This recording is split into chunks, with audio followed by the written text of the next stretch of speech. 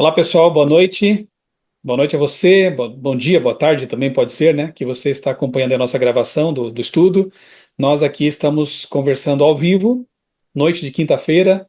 Já tivemos aqui um momento especial de testemunhos, de oração. A gente sempre ora antes de abrir a Bíblia, e esse é um hábito muito importante, né? Algo que se deve fazer sempre.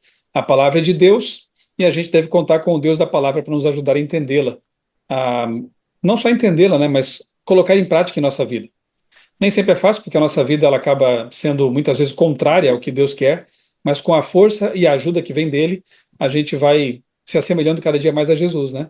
Então é importante ter contato com a Bíblia, importante orar todos os dias, ter essa comunhão com Jesus para a gente se parecer cada vez mais com ele e menos conosco, né? Menos com aquele homem do pecado, como diz Paulo. Nós já estamos estudando há um bom tempo, temos aqui já no canal, na playlist que tem o nome do estudo, que é Encontros com a Palavra, algumas dezenas já de estudos, né, de vários temas que nós tivemos aqui, com bons debates, boas conversas. E esse aqui, então, é o penúltimo estudo da série, Encontros com a Palavra. Você que tem acompanhado já percebeu que é um estudo um pouco diferente. Nós temos aproveitado as histórias de encontros na Bíblia. Deus encontra Adão e Eva, Deus encontra o profeta. Hoje, né? Hoje vai ser Deus encontra os profetas. Pessoas que encontraram pessoas, pessoas que encontraram Deus, Deus encontrando pessoas, aqueles encontros. E nesses encontros a gente pode perceber ali que nesses diálogos, nessas histórias, há muito o que aprender, princípios, valores, doutrinas. E a gente então teve uma visão panorâmica da Bíblia. Começamos lá em Gênesis e estamos já finalizando. O próximo estudo é com Apocalipse, né? Então estamos finalizando o fim da Bíblia. E assim nós tivemos uma visão geral e ao mesmo tempo aprendemos muitas doutrinas importantes para a nossa vida. Doutrinas são as, digamos assim, as diretrizes que Deus deixou em sua palavra para que nós vivamos, né, de acordo com a sua vontade. Então nós vimos ali, por exemplo, a salvação pela graça, né, a doutrina da salvação. Vimos a doutrina sobre Deus mesmo, a Trindade, né? Vocês devem lembrar disso. Nós vimos a doutrina da saúde no viver, do estilo de vida saudável. A Bíblia também ensina sobre isso. Deus quer que tenhamos saúde integral, né? A doutrina do sábado, os mandamentos de Deus, 10 mandamentos, que são uma cerca de proteção que Deus coloca em nós, né, em volta de nós, fazem parte do governo de Deus, então, portanto, são bons para nós, os mandamentos de Deus. Nós tivemos um estudo sobre o dom de línguas, foi bem interessante aqui, bem esclarecedor, né? Estudamos os textos bíblicos que falam sobre esse assunto e entendemos como deve ser entendido esse assunto na Bíblia, né? A volta de Jesus foi um tema também muito importante, né? O milênio após a volta de Jesus, a esperança da nova terra, da salvação eterna, né? Quando Jesus voltar. Enfim, tanta coisa que a gente já viu, né? Está tudo ali, para você recordar se quiser, para você assistir nessa playlist aí do estudo Encontros com a Palavra. E hoje o nosso tema é Deus encontra os profetas, né? Nós vamos estudar um tema muito importante, é o dom de profecia na Bíblia. Algumas perguntas, né, ficarão aqui no ar, nós vamos tentar respondê-las pela Bíblia. A primeira é: o que é um profeta? O que faz de alguém um profeta ou uma profetisa? Porque na Bíblia você vê que não há distinção, não há. No que diz respeito ao dom profético, Deus escolheu homens e mulheres. Então, o que faz de alguém um profeta ou uma profetisa? Será que o dom de profecia ele se extinguiu lá no tempo do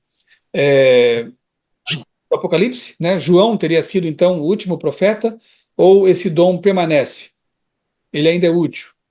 E se ele permanece, como distinguir o verdadeiro do falso profeta? Porque a Bíblia também adverte quanto a isso, né? Que haveria falsos profetas. E agora, como saber quem é quem? Enfim, essas e outras perguntas a gente espera responder com o estudo de hoje. Eu quero começar lendo uma história, quero convidar vocês a abrir a Bíblia em 2 Crônicas, lá no Antigo Testamento. 2 Crônicas, já estou com o meu texto aqui aberto. Capítulo 34, 2 Crônicas, capítulo 34. Eu vi que a Paula também está ali, né? Câmera fechada, mas boa noite, Paula. Seja bem-vinda também ao nosso grupo aqui, ao nosso estudo, né? Deus te abençoe muito. 2 Crônicas 34. Tem vários. Tem até um sermão, depois, quem sabe, se eu lembrar, eu compartilho no grupo lá com vocês. Tem um sermão sobre esse capítulo aqui. Eu acho muito lindo isso aqui. Quando Josias, ainda bem novinho, né? Tinha 8 anos de idade quando começou a reinar. Olha que coisa, hein?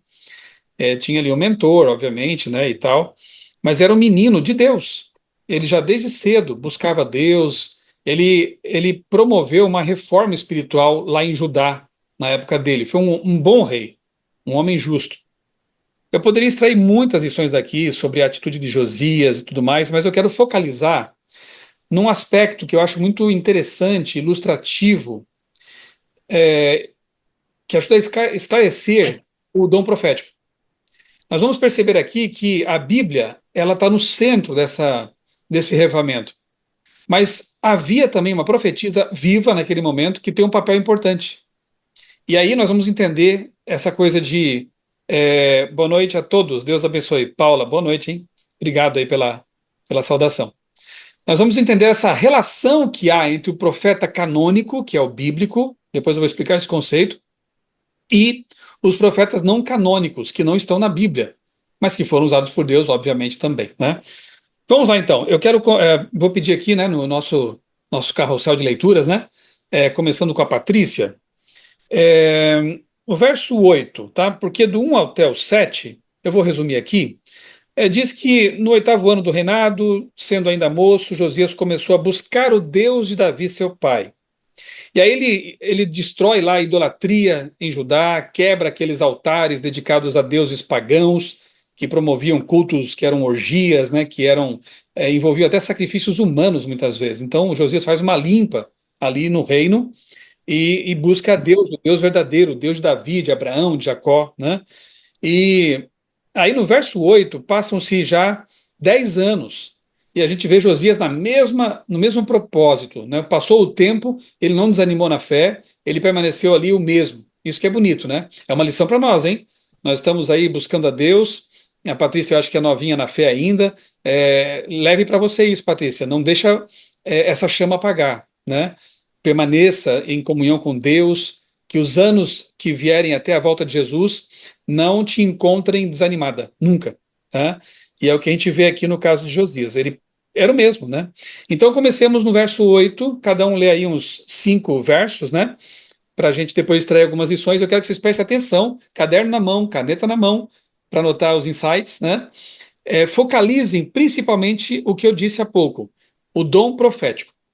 Como que o dom profético ele se manifesta aqui nessa história, e a relação que há entre o profeta que já tinha morrido, né? Na verdade estava no céu, é Moisés, né? Foi levado para Deus, arrebatado, né? Nós já vimos isso. E o profeta, a profetisa viva.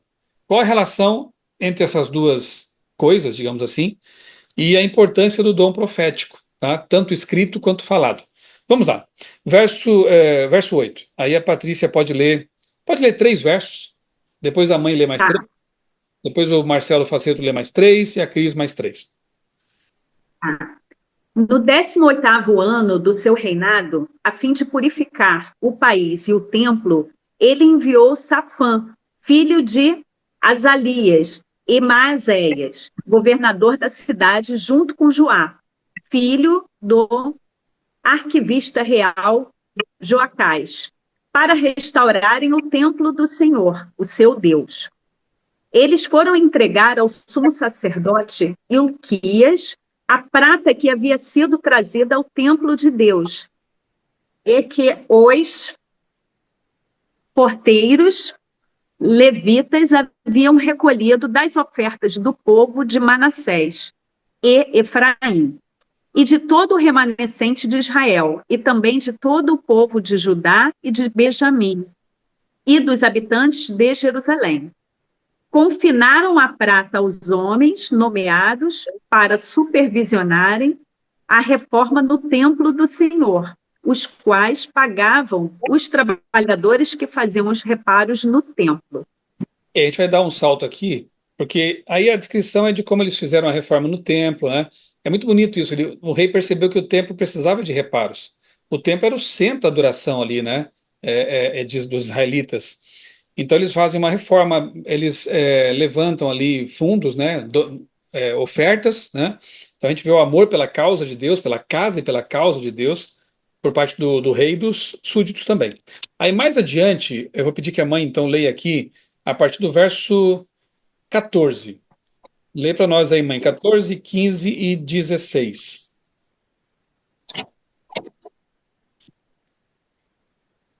retirando eles o dinheiro que se tinha, retirando eles o dinheiro que se tinha trazido à casa do Senhor, e Uquias, o sacerdote, achou o livro da lei do Senhor, dada pela mão de Moisés. E Uquias disse a Safã, o escrivão, achei o livro da lei da casa do Senhor. E Uquias deu o livro a Safã. E Safã levou o livro ao rei e deu-lhe conta, dizendo que os servos fazem tudo quanto se lhes encomendou. Até aqui? Tá bom. Olha só que interessante. No, ao fazerem aquela reforma no templo, eles encontraram algo que estava perdido lá, o livro da lei, né? Quando fala livro da lei, geralmente é a referência aos livros de Moisés, né? A Torá, o Pentateuco, né? Alguns estudiosos acham que poderia ser aqui Deuteronômio, né? Então eles encontram, digamos assim, a Bíblia daquela época, né? Que a Bíblia não estava completa ainda, né? É, o livro da lei foi encontrado na casa do Senhor. E aí, o texto continua dizendo que eles contaram dinheiro para fazer a reforma e etc, etc. Aí no verso 19, no verso 18, diz que o escrivão Safã acrescentou, o sacerdote Ilquias me entregou um livro. E Safã leu o livro em voz alta diante do rei. Ou seja, é, eles levam a Bíblia para o rei e leem em voz alta para ele. Vamos ver o que aconteceu depois disso? Verso 19, Cris, pode ler do 19 até o 21, 22 aí, tá bom? Tá bom. Tendo o rei ouvido as palavras da lei, rasgou as suas vestes. Ordenou o rei a Euquias, a Aicão, filho de Safã, a Abdon, filho de Mica, a Safã, o escrivão, e a Asaías, servo do rei, dizendo: Ide e consultai o Senhor por mim e pelos restantes em Israel e Judá, acerca das palavras desse livro que se achou, porque grande é o furor do Senhor que se derramou sobre nós, porquanto nossos pais não guardaram as palavras do Senhor para fazerem tudo quanto está escrito nesse livro. Então Euquias e os enviados pelo rei foram ter com a profetisa Uda, mulher de Salum, o guarda-roupa, filho de Tocate, filho de Arás. Ele falaram a esse respeito. Ela habitava na Cidade Baixa, em Jerusalém.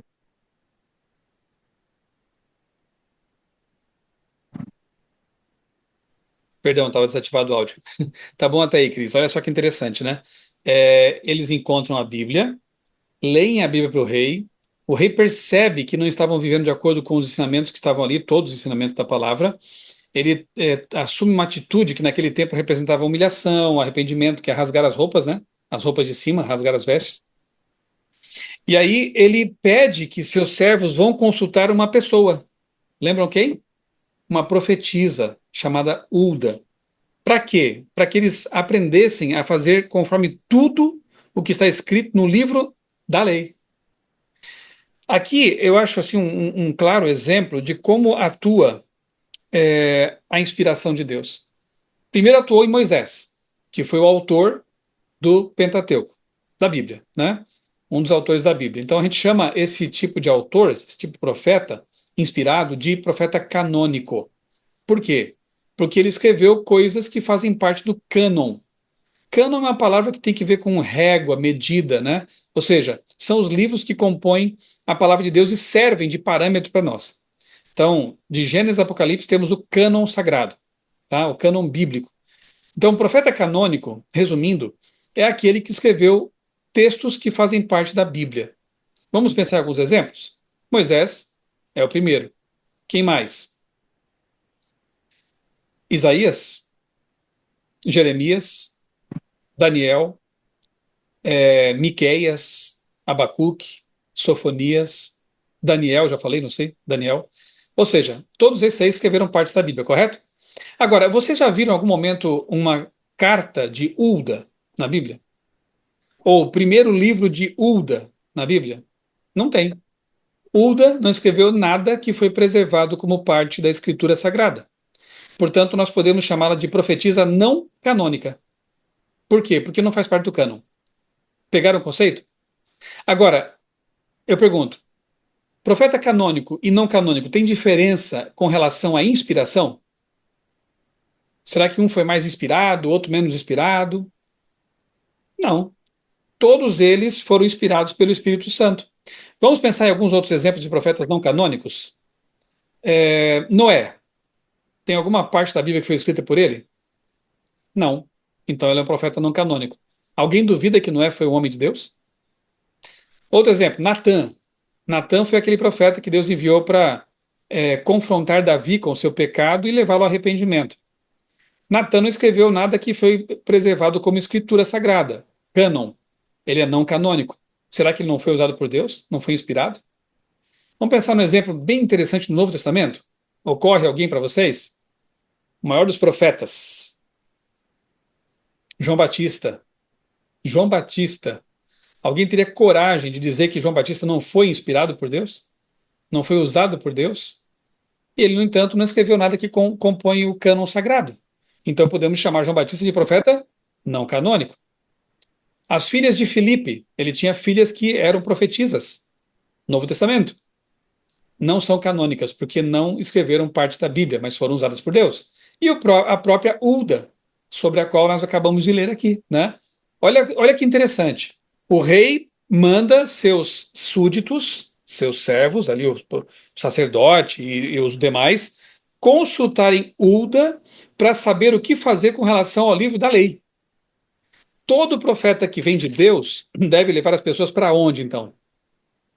Para a Bíblia. Sempre.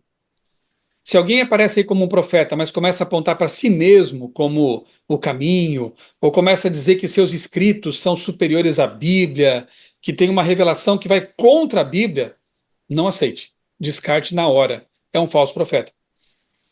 Todo profeta que vem de Deus, profeta ou profetisa, repito, ele deve encaminhar as pessoas para a Bíblia, porque a Bíblia é a nossa regra de fé e prática, sempre. Os escritos de um profeta não canônico, se ele escreveu alguma coisa, se ele falou alguma coisa, devem ser avaliados pela Bíblia e não o contrário. Nunca esse profeta não canônico vai ser o padrão para que nós possamos entender a Bíblia. Perceberam? Acabamos de entender então esse conceito de profeta canônico e não canônico. Todos são inspirados, mas os canônicos escreveram a Bíblia. E a Bíblia é a nossa suprema regra de fé e prática. Ela, somente ela. Certo? Antes de passarmos aqui para outros textos que nós vamos ler agora na sequência, eu quero perguntar para vocês o que acharam dessa leitura. Foi breve, né? Eu sei. E disso que eu acabei de explicar aqui para vocês sobre profeta canônico, não canônico, profeta que escreveu a Bíblia, profeta que não escreveu partes da Bíblia. Alguém quer comentar alguma coisa, fazer alguma pergunta sobre isso antes de nós avançarmos? É só abrir o áudio e se manifestar. Vocês já sabem como é que é.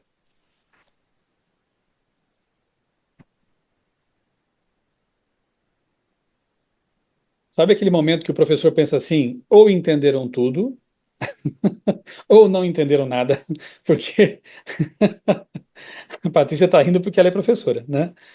Então, eu quero crer que ficou claro, né? O conceito aqui de inspiração. Outra coisa que acho que é importante mencionar, enquanto vocês pensam um pouquinho mais, é que a Bíblia não foi dada como um ditado. Na verdade, a única parte da Bíblia que foi escrita propriamente por Deus foram os Dez Mandamentos, né? Lembram?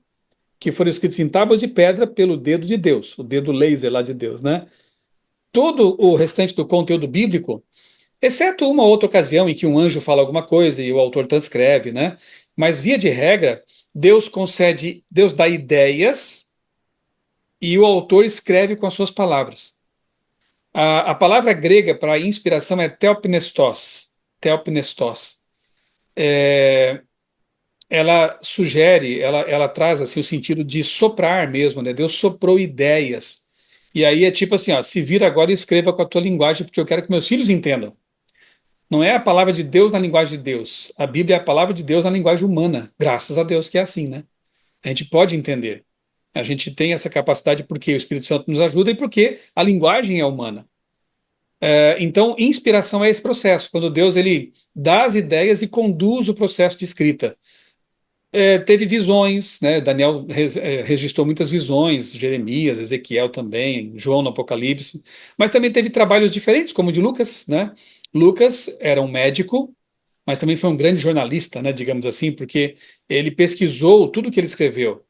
E nós cremos que a inspiração agiu em Lucas no sentido de guiá-lo nesse processo de pesquisa, de entrevistas, conversou com os discípulos, né? Acompanhou Paulo em suas viagens. Então, Lucas registra o seu evangelho com base nas pesquisas que fez, mas ele não é menos inspirado do que Mateus, que acompanhou Jesus pessoalmente, né? Então, são processos um pouco diferentes, mas é a mesma ação de Deus, do Espírito Santo. O autor por trás dos autores humanos é o Espírito Santo. E é um processo maravilhoso, porque daí você tem a palavra de Deus com sotaque humano. Você tem a palavra infinita de Deus numa linguagem infinita que é humana. E a gente pode entender alguma coisa, né? Não tudo ainda, claro, mas alguma coisa do que Deus revelou, das verdades que Deus revelou. Então, nós não cremos que Deus ditou a Bíblia, que ela caiu do céu pronta, né? É um processo de milhares de anos. É uma riqueza cultural fantástica, né? E, no entanto, ela é a palavra de Deus. Ela não contém a palavra, ela é a palavra de Deus, na linguagem humana. E aí, pensaram em alguma coisa? Algum comentário? Alguma pergunta?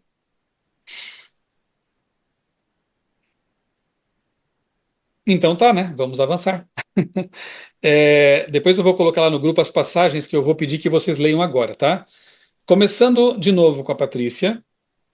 1 João capítulo 4, verso 1, Patrícia. 1 João capítulo 4, verso 1, lá no finalzinho da Bíblia, né? Uma das cartinhas de João, que por sinal estamos estudando agora no Revivados por Sua Palavra, diariamente.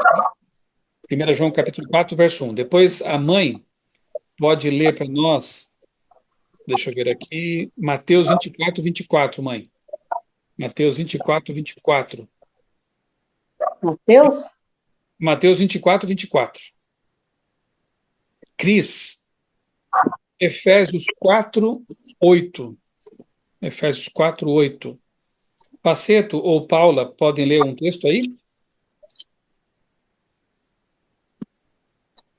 Não dá, né? Tudo bem. Então vocês fiquem aí com a anteninha bem sintonizada, tá bom?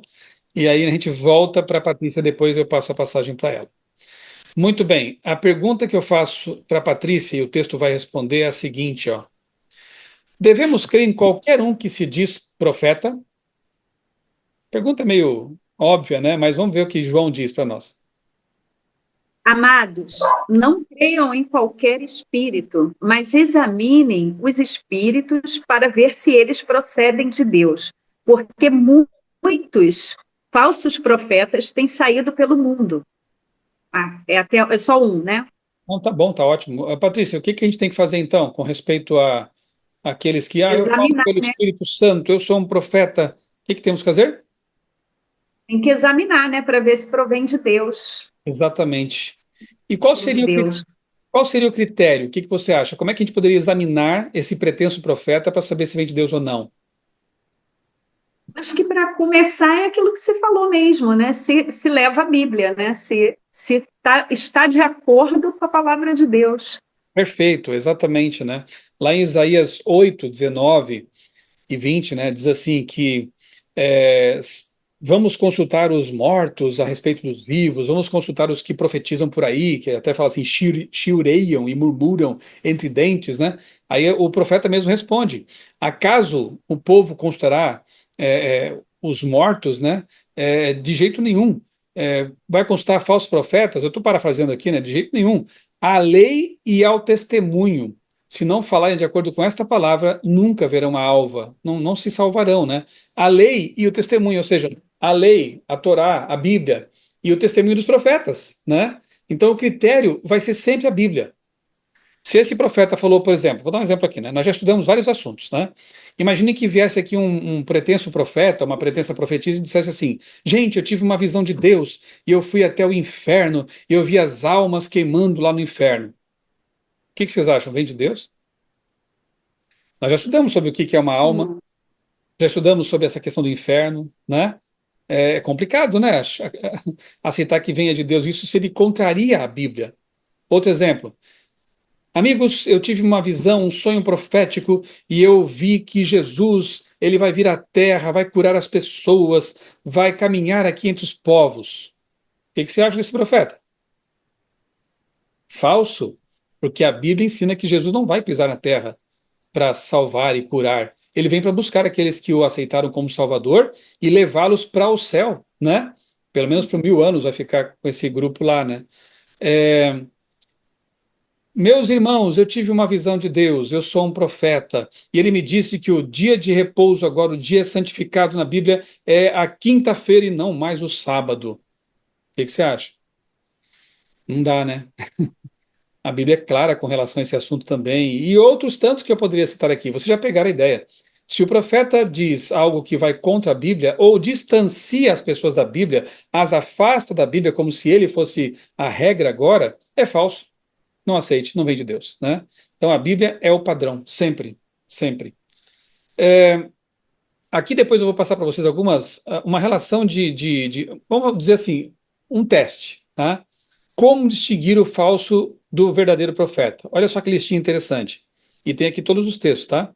O verdadeiro profeta crê na encarnação de Jesus. 1 João 4, 1 a 3. Se esse indivíduo disser que Jesus não é Deus, pronto, já descarte na hora.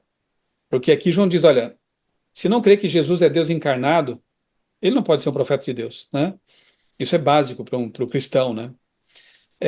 Pelos seus frutos, vida e atitudes, Mateus 7, 15 a 23.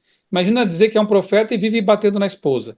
Dizer que é profeta e vive sendo trapaceiro nos negócios, né? Não dá, a vida tem que condizer. Profeta não é uma pessoa perfeita também, claro que não, né?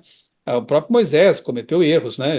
Elias, todos eles foram seres humanos e tinham suas falhas, mas é alguém que procura viver de acordo com a vontade de Deus. É uma pessoa que busca a santidade. Então, se ele vive na prática do pecado abertamente, não pode ser um profeta de Deus. Por isso que a Bíblia diz, né? Jesus diz, né? Pelos seus frutos se conhece uma árvore, né? Pelas obras, enfim, pela prática, né? Suas profecias se cumprem. Deuteronômio 18, 21 e 22. Isso é básico, né? Jeremias 28, 9. Se alguém disse lá, por exemplo, né? Vamos dar um exemplo aqui que foi muito comum no meio evangélico aí no começo dos anos 2000, né? Final dos anos 1900, digamos assim, né? 1000 passará, 2000 não passará. Ouviram isso alguma vez?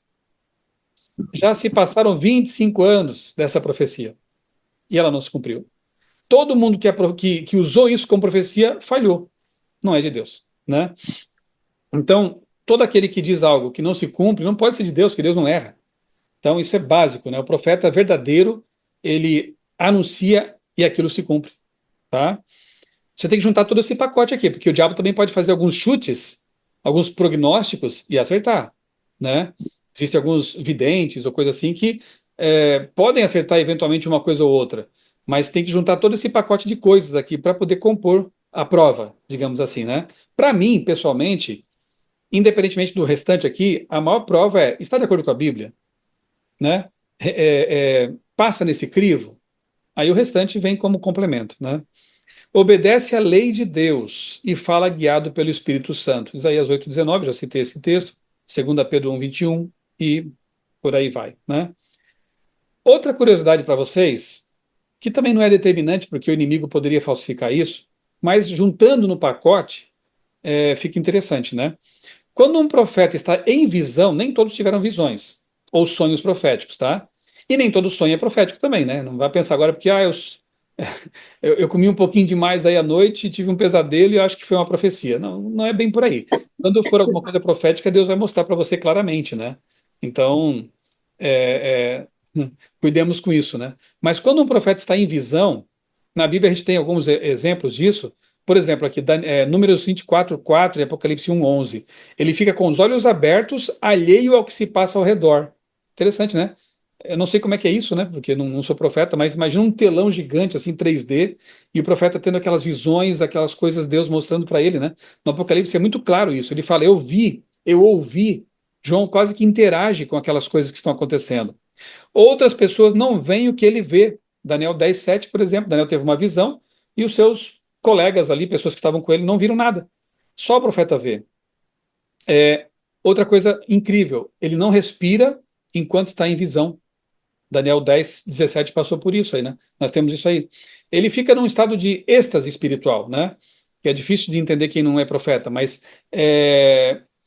de início ele perde até as forças físicas e Deus então o sustenta e ele passa então a conversar com Deus, ele passa a interagir, enfim, né? Esses fenômenos físicos acompanham um verdadeiro profeta quando está em visão. Mas o fator mais importante, sem dúvida, é a mensagem em conformidade com a Bíblia, tá? Mateus 24, 24, mãe. O que haverá nos últimos dias? Olha que advertência importante Jesus dá nesse texto aí. Tem que abrir o áudio, mãe. Tá com o áudio fechado.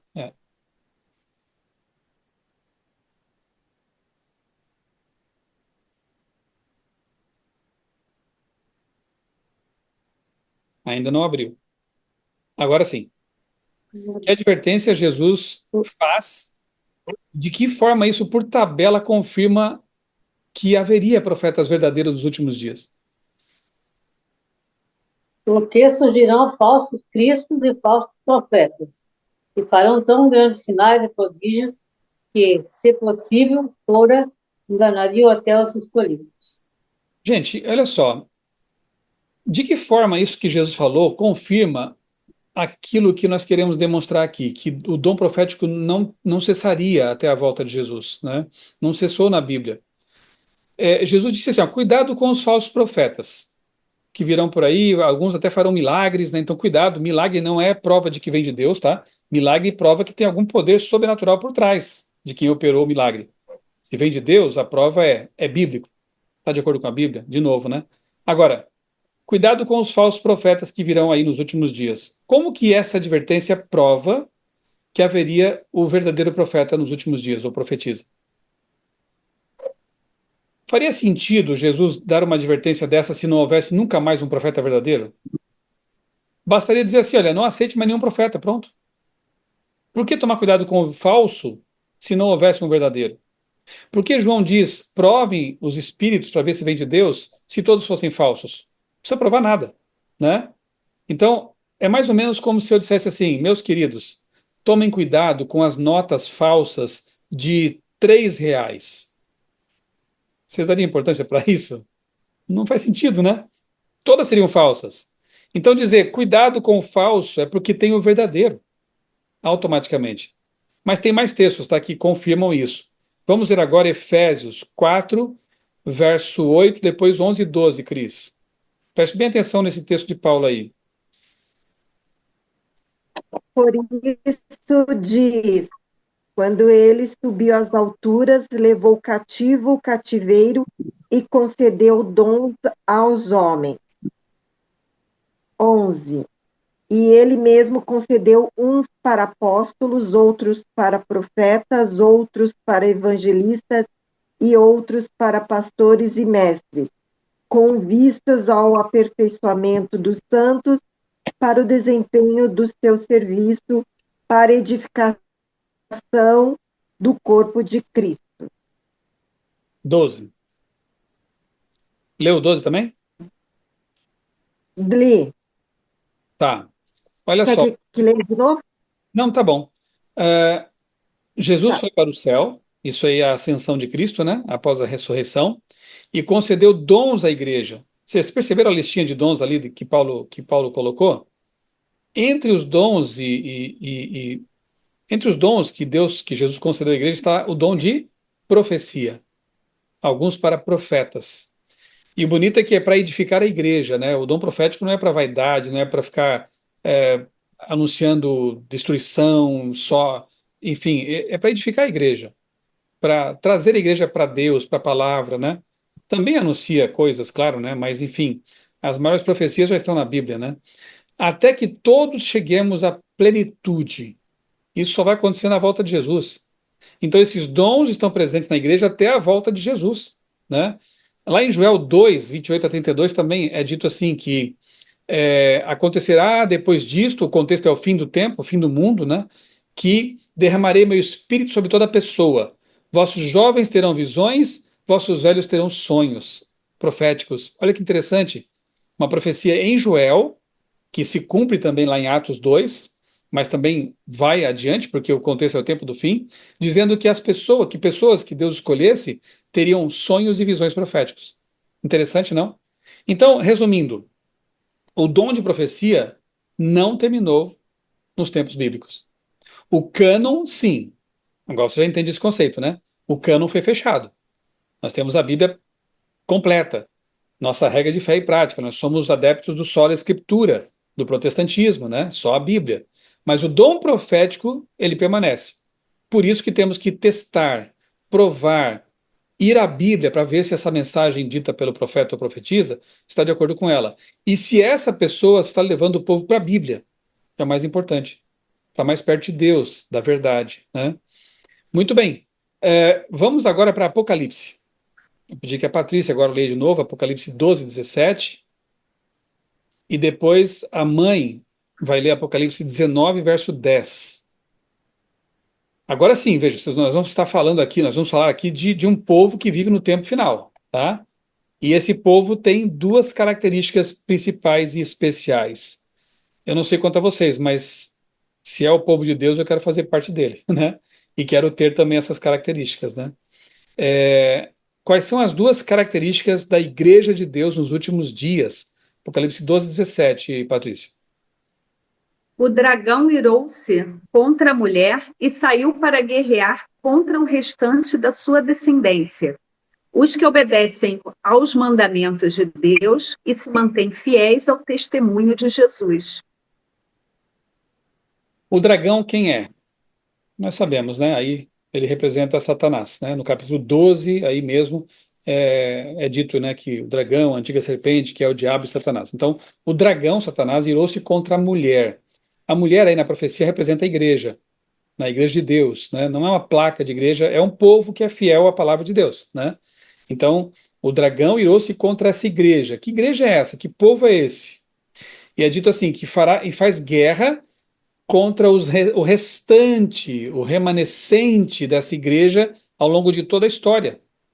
Essa mulher representa o povo fiel de Deus em toda a história, desde o Antigo Testamento até o Novo Testamento. Mas tem um restante aí, um remanescente. E esse remanescente é identificado por duas características. Eles guardam os mandamentos de Deus, e na Almeida, né, diz assim, Almeida atualizado, Almeida, Nova Almeida, né, guarda os mandamentos de Deus e tem o testemunho de Jesus. Bom, mandamentos de Deus eu sei o que é fácil, né? Você tem lá os 10 mandamentos, tem outras orientações também dadas por Jesus, os mandamentos de Deus. Ok, guarda os mandamentos de Deus. Mas tem o testemunho de Jesus. O que é o testemunho de Jesus? O próprio Apocalipse responde, lá em Apocalipse 19, verso 10. Vou pedir que a mãe leia então agora esse texto, para a gente poder explicar. A gente vai usar um texto do Apocalipse para responder outro. Tá? É o que se faz, né? A Bíblia responde as perguntas que ela mesma nos faz. E eu lancei-me a seus pés para o adorar. Mas ele disse: Olha, não faças tal. Sou teu conservo e de teus irmãos, que têm o testemunho de Jesus. Adora a Deus, porque o testemunho de Jesus é o espírito de profecia. O testemunho de Jesus é o quê? O espírito de profecia. Espírito de Então, profecia. aplicando a Apocalipse 12, 17, nós temos assim: o dragão, Satanás, irou-se contra a igreja, foi combater, foi guerrear contra o restante dos descendentes dela. Esse povo, esse pequeno povo, nos últimos dias que é fiel, o que eles fazem? Eles guardam os mandamentos de Jesus e têm o testemunho de Jesus, que é o espírito de profecia. Então, para fazer parte do povo de Deus no Apocalipse, da igreja verdadeira, a pessoa tem que guardar os mandamentos de Deus que estão na Bíblia e tem que ter essa manifestação verdadeira do dom profético entre eles, o dom de profecia. O dom de profecia é o mesmo dom que atravessa a história, né? Noé foi profeta, Moisés foi profeta, Isaías foi profeta, João Batista foi profeta, teve os canônicos, não canônicos durante toda a história, e nos últimos dias esse dom tem que ter sido manifestado também de alguma forma. Claro que não canônico, porque já sabemos, o cânon está fechado. Nada impede que Deus tenha usado profetas não canônicos para guiar seu povo nos últimos dias. Agora eu vou dizer uma coisa muito séria para vocês. E aí vai ser com vocês, né? De novo, né? A decisão, a busca, a pesquisa, a minhoca na cabeça. Nós cremos como adventistas que em nosso meio, talvez a Patrícia não seja nem novidade para você, porque você acompanha meu canal, já deve ter visto alguma coisa, né? Nós cremos que Deus usou uma mulher, lá no século XIX, como uma profetisa, não canônica, evidentemente, para orientar a igreja no seu início. Trouxe orientações sobre psicologia, incrível, tem livros sobre esse assunto. Mente, Caráter e Personalidade, são 2 volumes. Trouxe orientações sobre nutrição e medicina, século XIX, tá, gente? Fim do século XIX ali. Propôs o que a gente chama de reforma de saúde, né? Conceitos que hoje estão sendo confirmados dia após dia pela ciência, né? Escreveu muito sobre teologia, e quanto mais a gente lê, mais a gente percebe o alinhamento com a Bíblia. É incrível, né? Eu já leio os livros de Ellen White há 30 anos, e se eu tivesse percebido alguma coisa que estivesse em desacordo com a Bíblia, eu seria o primeiro a abandonar isso, né? Mas quanto mais eu leio, mais eu quero conhecer a Bíblia e mais a minha visão da Bíblia se amplia. Mais apaixonado eu fico pela palavra de Deus, né? Se o diabo usou essa mulher, foi um tiro no pé, porque o efeito é o contrário do que ele gostaria que fosse, né? Agora, o mais incrível é que essa mulher que escreveu mais de 100 mil páginas manuscritas, teve um ministério de mais de 70 anos, começou com 17 anos, estudou até os primeiros anos do ensino fundamental ali, do primário. Teve que abandonar a escola depois por conta de um acidente. Como explicar humanamente? Eu tenho até uma palestra, eu posso colocar lá no nosso grupo depois, na descrição do vídeo aqui, Ellen White e suas contribuições para a ciência. Eu sei que a Patrícia, como bióloga, ela gosta desse tipo de coisa, como eu também gosto, né? Será que passa no crivo da ciência? E tem coisas fantásticas, né? Ela falou sobre cafeína naquele tempo, né? Falou sobre o fumo, era indicado para pacientes tuberculosos, o tabaco. E ela disse, não, isso é um veneno. Ela foi contra alguns aspectos da medicina que eram absurdos naquele tempo, né? Falou sobre ondas cerebrais, energia, né? Eletricidade cerebral. Ninguém sabia disso naquele momento, né? E, e por aí vai, né? Mas, claro, a despeito de tudo isso que eu falei, o mais importante o que ela escreveu está de acordo com a Bíblia? Passa pelo crivo bíblico? Eu digo que sim. Vocês têm que ir atrás, né? Aqui atrás de mim, por sinal, tem alguns livros, né? Esses de capa cinza aqui, ó. É uma pequena parte do que ela escreveu, né? Tem muita coisa mesmo. Orientação da Criança, Lar Adventista, a série Conflito dos Séculos, que é fantástica, né? Começa lá com o livro Patriarcas e Profetas, passando pelo Profetas e Reis, depois tem o livro Desejados das Nações, para mim a mais linda biografia de Jesus, Atos dos Apóstolos e o Grande Conflito, que é um clássico, né? Muito conhecido. Fala dos eventos finais. Tem uma história interessante que me foi contada por um rabino, um pastor que cuidou por muito tempo de uma comunidade judaica adventista em São Paulo, de um rabino que não aceitava livros de um adventista porque é cristão, né? E ele não aceitava Jesus, então, enfim, não quero saber dos seus livros, não quero ler. Aí o adventista teve uma ideia. E se eu te emprestar um livro que fala do seu povo, que descreve a história do seu povo? Ah, isso me interessa. Aí ele emprestou o livro Patriarcas e Profetas de Ellen White. O rabino leu, ficou impressionado e aí perguntou para aquele adventista: essa mulher era uma rabina? Ele disse: não, não, de jeito nenhum. Essa mulher lia hebraico? Olha, quanto eu saiba, não. Era uma mulher simples, lá, americana, né, norte-americana. Que eu saiba, não, não conhecia o hebraico, não. Então, eu não consigo entender como ela pôde ter escrito nesse livro conceitos que estão presentes no Talmud, sendo que o Talmud só foi traduzido para o inglês, ou traduzido, né? Só tinha hebraico, há poucas décadas. Ela já tinha morrido então, né? Porque morreu em 1915. Como que ela coloca lá conceitos que não eram conhecidos na época? E aí esse rabino aceitou ler depois o Desejado das Nações, que fala de Jesus, e se converteu ao cristianismo, graças a essa leitura. Então, assim, são coisas interessantes, impressionantes, pelos seus frutos os conhecereis, né? Foi uma vida dedicada a Deus. Eu acho assim estranho. E olha, uma coisa que eu já vou adiantar para vocês, porque se você for à internet, você vai achar muita coisa contra, muita coisa criticando, de gente que às vezes nem lê, ou que lê e distorce. Mas não se esqueçam de que todos os profetas de Deus, canônicos ou não, foram atacados, foram criticados. que é mais criticado que Noé, foi debochado ali, né? E que é mais criticado que João Batista, foi morto, decapitado, por causa de sua mensagem, né? Todo profeta de Deus não é popular. Ele é criticado, ele é desprezado, ele é incompreendido. E não é diferente com Ellen White, né? Se você procurar, você encontra muita coisa contra ali, mas o meu desafio é o seguinte: primeiro, antes de você ter contato com essas coisas, leia, né? Conheça, compare com a Bíblia. Pode acontecer uma de duas coisas: você perceber que não vale a pena, você então descarta, deixa para lá, ou você perceber que, puxa vida, Deus nos deu um presente maravilhoso, páginas e páginas de orientações, de conselhos que levam para a Bíblia, né? Que apontam como uma lanterninha assim, dizendo, ó, tá lá o caminho, vá lá para a Bíblia, né? Esse é o conceito. Para nós, agora deixa eu fazer a ponte com o texto que a gente começou, né, a nosso estudo de hoje. Para nós, Patrícia, Ellen White é mais ou menos como foi Hulda no tempo de Josias. A Bíblia está aqui. Encontramos a lei no templo. Mas temos uma profetisa entre nós. Por que não aproveitar essa oportunidade? Josias mandou lá seus homens para pedir conselhos para Hulda, no sentido de colocar em prática a palavra de Deus. Para nós que cremos, tivemos esse presente maravilhoso da parte de Deus, Ellen White é uma voz de orientação, uma voz de aconselhamento, uma voz. Tanto é que os livros dela se chamam assim: Conselhos sobre Saúde, Conselhos sobre o Regime Alimentar, Conselhos sobre. E assim, tem vários livros com título de conselhos, né? Conselhos inspirados. Para nós, Ellen White não é como se fosse, por exemplo, Calvino ou Lutero, que, por mais que tenham sido grandes líderes, né, não foram inspirados. Nós cremos que Ellen White foi inspirada por Deus.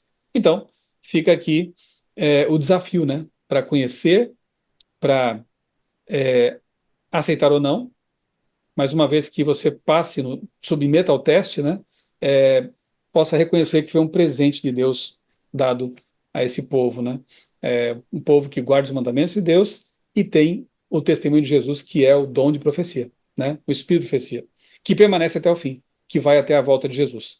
Orientações muito preciosas. Eu confesso que quando estudei isso pela primeira vez, eu era católico, né? Eu era um líder católico. Mas sabe o que é curioso também? Eu estava assistindo alguns vídeos essa semana sobre o purgatório, porque eu vou fazer uma palestra sobre isso, né? Que é um dogma totalmente antibíblico, né? Mas interessante é que alguns padres que eu estava assim, assistindo aos podcasts, eles falam assim tranquilamente: o fogo do purgatório é igual ao do inferno? Sim, porque Tomás de Aquino disse que é. Sim, é assim porque a santa fulana viu isso, teve uma visão disso. E aceitam tranquilamente. Entre os pentecostais, há muitos que se dizem profetas, né? Quem já foi desse meio sabe como é, né? Ah, o irmão lá é um profeta, aquela irmã é uma profetisa, né, e tal. Tem um monte de gente que tem o dom profético. E tudo certo, né, lá. Agora, quando a gente fala que teve uma profetisa, e que a gente acredita, né, que as coisas que ela escreveu foram orientadas por Deus, inspiradas, aí não pode. Acho estranho, né? Enfim, não é nem justo, né? Não é nem justo. Mas não quero que a coisa seja só na questão da razão, é justo ou não justo. Eu gostaria que vocês lessem, vocês comparassem, né? Tem um site, Patrícia, que é o Ellen White Books, né? Tem todas as obras dela lá em português mesmo, né? Se você quiser consultar os originais em inglês também estão lá. Tem livros impressos ou então livros virtuais, né, dela, para dar uma olhada, né? Tem um livro Caminho a Cristo, coisa mais linda, né? Um livro que fala sobre Jesus, sobre a salvação pela graça, né? Obras assim muito preciosas. Bom, é isso, né? Eu quero que vocês falem agora, por favor, né? Talvez a Patrícia tenha tido outro choque hoje, né? A Patrícia tem levado alguns choques aqui nesse estudo, né? Quero que vocês falem, né? Quem sabe a mãe, a Cris, que já tem lido esses livros, né? O Faceto também teve contato com isso há não muito tempo, né? E você, Patrícia, talvez tenha alguma dúvida, algum comentário também. Esse é o momento para isso, tá bom? De tudo que a gente viu aqui nesse estudo, o que você achou?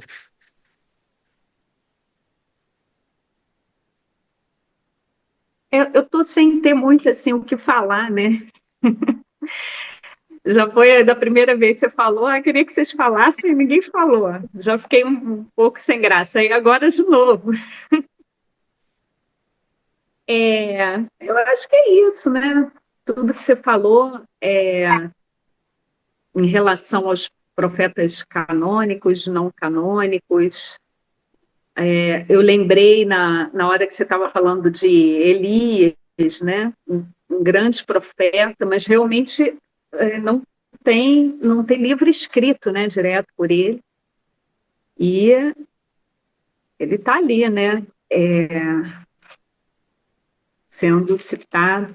Agora, o que me chamou também a atenção nesse trecho que eu li, falando dos falsos profetas, né? E falsos cristos, no plural, né? Falsos cristos, eu só percebi isso agora.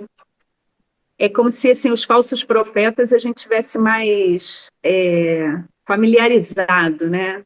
Vão aparecer falsos profetas. E eu achei interessante também os falsos cristos, né?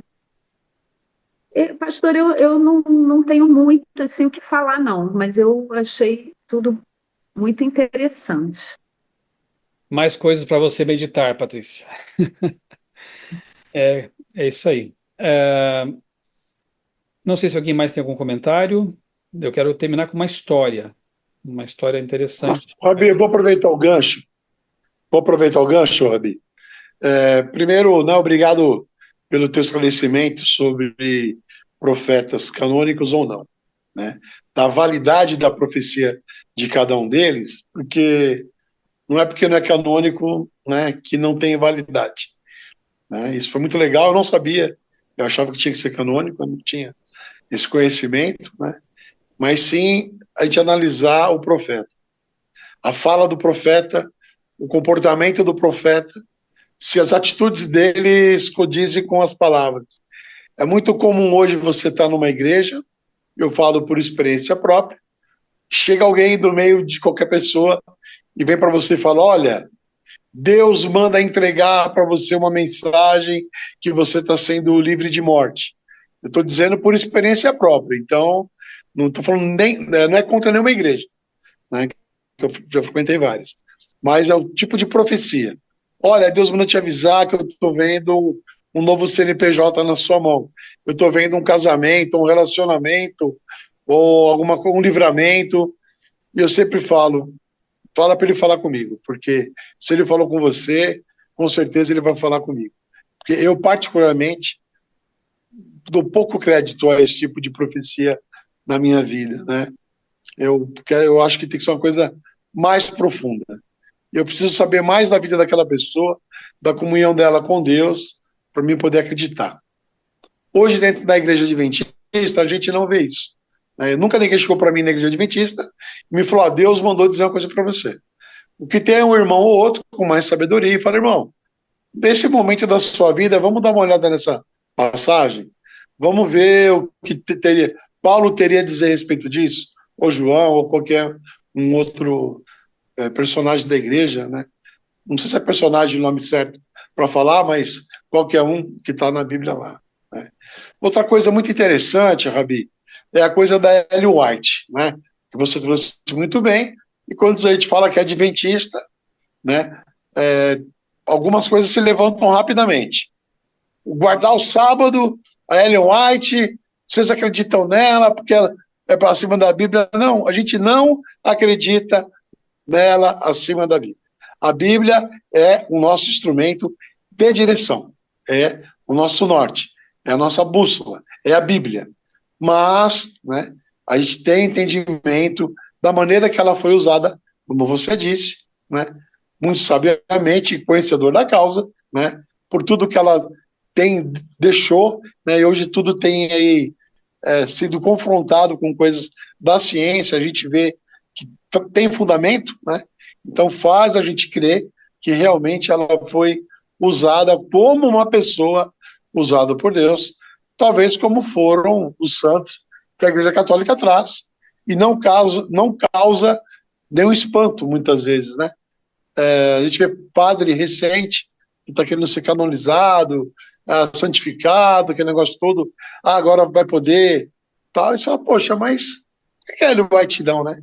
Tanta perseguição, eu acho, em alguns casos, até uma perseguição. Então, foi muito legal esse estudo por conta disso, né? Abre para nós aí um leque de possibilidades. Muito legal você citar também ali, né, do Ellen White Books, que tem esses livros aí à disposição de qualquer pessoa, sem custo nenhum, está no celular de todo mundo. Então, foi o que eu disse no início ali, eu fico triste de ter poucas pessoas no nosso estudo, pela quantidade de conhecimento que traz, né?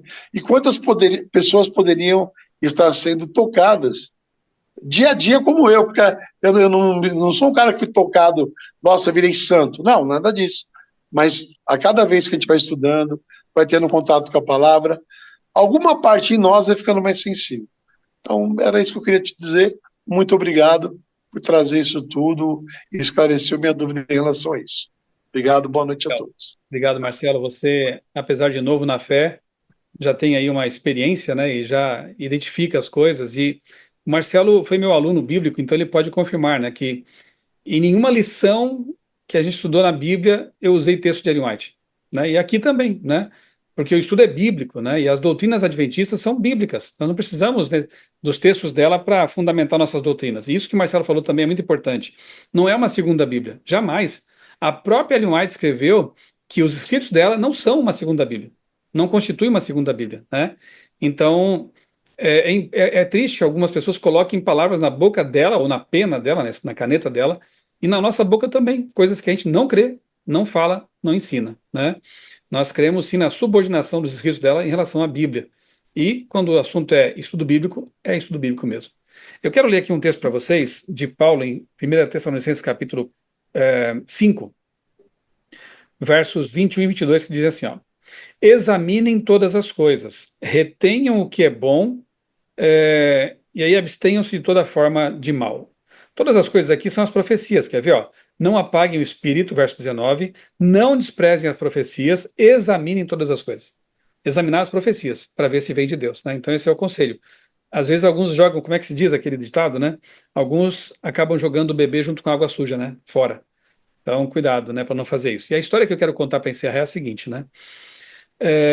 Imaginem dois capitães de navio, tá? Lá no Amazonas, aqueles rios do Amazonas lá, né, que vão para dentro da floresta lá e se perdem lá por dentro. Os dois recebem a seguinte orientação antes de começar a viagem: capitão, você vai receber aqui um mapa. Nesse mapa você tem toda a descrição, é um tipo um GPS, né? Toda a descrição do rio até um ponto X. Quando você chegar nesse ponto, o mapa termina aqui, você vai receber orientações adicionais de uma pessoa que vai vir aqui para falar com você sobre o restante da viagem, ok? Isso aqui é uma história mal comparando, no que vocês vão entender onde eu quero chegar. Muito bem, aí o capitão A, ele pega o mapa e começa a navegar. Ele vai navegando, o mapa indica o ponto X do caminho. Quando chega lá, ele para e espera que alguém chegue trazendo orientações detalhadas, específicas, até para entender melhor o mapa que ele tem na mão. Ele para e espera, conforme foi orientado. O capitão B, ele pega o mapa e começa a navegar. Quando chega no ponto X, onde ele deveria parar, conforme foi orientado, ele pensa assim, mas peraí, eu já tenho o mapa. Eu tenho experiência, eu tenho o mapa, eu vou seguir viagem mesmo e pronto. A pergunta é, quem realmente obedeceu o mapa? Levando em conta que o mapa orientava sobre essa questão de que apareceria alguém trazendo conselhos, orientações adicionais. Quem realmente obedeceu o mapa? Aquele que foi até o ponto que o mapa previa para parar e parou? Ou aquele que foi até o ponto e disse, não, eu não vou parar aqui, eu vou seguir em frente? É óbvio, né, que foi o capitão A, aquele que parou onde o mapa dizia que deveria parar, né? Assim é com a Bíblia, né? A Bíblia nos dá suficiente evidência de que haveria profetas e profetisas nos últimos tempos. Isso está em Joel, isso está em Efésios. Jesus falou do falso profeta, então teria o verdadeiro também. Enfim, tem muitos textos que nos fazem crer que haveria o dom profético até o fim da história. Nos últimos dias, né, também. A própria Apocalipse, né, falando do povo remanescente nos últimos dias, teria o dom profético. Então, se eu desprezar todo profeta, eu estou indo contra o mapa, a Bíblia. Por outro lado, se eu aceitar todo profeta como sendo de Deus sem testá-los, sem, né, experimentá-los pelo mapa, pela Bíblia, eu também estou sendo errado. Então, qual é a minha postura? Examine tudo, né? Não despreze as profecias, os profetas. Examine tudo. e guarde com você, retenha o que for bom. Eu tenho examinado os textos de Ellen White há 30 anos e tem sido uma bênção para mim. Portanto, eu guardei, né? Retive comigo esse tesouro e leio sempre que posso, né? A Bíblia sempre é o livro de cabeceira. Claro, todos os dias eu leio a Bíblia. E sempre que posso estou lendo também livros de Ellen White porque me abençoam muito, me ajudam muito em todas as áreas da minha vida. Então fica aqui o meu convite, meu apelo para que vocês creiam no dom profético. Agradeço a Deus pelos profetas canônicos e também pelos não canônicos, né? E procuremos todos aqui colocar nossa vida em conformidade com aquilo que Deus revelou por meio dessas pessoas especiais, homens e mulheres de Deus, tá bom? Vou fazer uma oração para encerrar então. Eu acho que a conexão da Patrícia caiu, né? Mas depois ela vai ver a gravação. Fica aqui o nosso abraço, Patrícia, tá? É sempre muito bom ter você com a gente e esperamos aí que tudo que você aprendeu hoje também seja uma bênção na sua vida. Vamos orar? Querido Deus, bondoso Pai, muito obrigado, Senhor, por esse estudo, por tudo que nós aprendemos ou até reaprendemos aqui em Tua palavra. Muito obrigado, Senhor, pelo dom profético, porque Tu usaste homens e mulheres especiais para nos trazer orientação, consolo muitas vezes, também admoestações, repreensões, e nós somos gratos por tudo isso, Senhor. Abençoa essa pessoa também que está assistindo aqui a gravação, que ela, quem sabe, assuma o compromisso de estudar esse assunto melhor e colocar à prova aquilo que as profecias, os que se dizem profetas, e só reter realmente aquilo que for bom, ou seja, aquilo que estiver de acordo com a tua palavra. Abençoa nosso grupo, abençoa aqueles que assistirão esta gravação depois, no seu tempo. Nós pedimos e te agradecemos tudo isso em nome de Jesus. Amém.